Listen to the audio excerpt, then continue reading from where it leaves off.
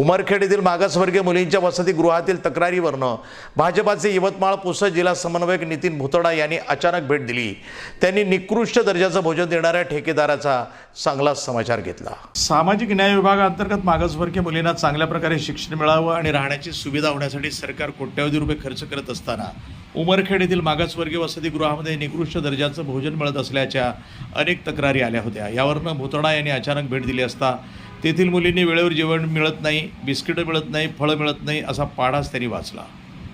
पुरवठा किंवा नाश्ता हे अतिशय दर्जाहीन आहे। आता माझ्यासमोर या ठिकाणी पूर्ण वरण भाजी, त्याच्यानंतर पोळी, सर्व काही आहे, सकाळचे पोहे, जे माणूस खाऊ शकत नाही अशा पद्धतीची क्वालिटी आहे त्याची।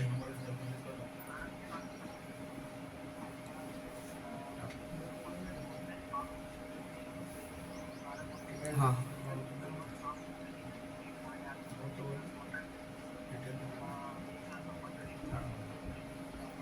किचनची तर अशी दुरावस्था आहे की किचन मध्ये पाय ठेवू शकत नाही माणूस।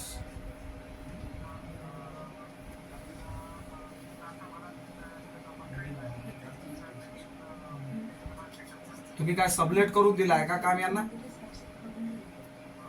हे जे कोणती पुरवठादार आहे ते अशा लोकांना तुम्ही जर द्याल तर तुमचं नाव खराब होईल ना।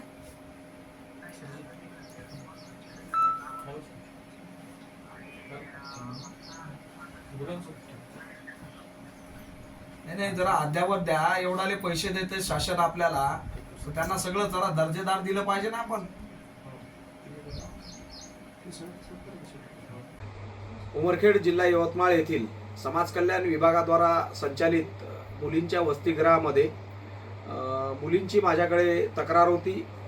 टेलिफोन मोबाईलद्वारे त्यांनी माझ्याकडे तक्रार केली आणि त्या तक्रारीच्या अनुषंगानं मी त्या ठिकाणी भेट दिली असता अत्यंत दुरावस्था त्या ठिकाणी किचनची होती।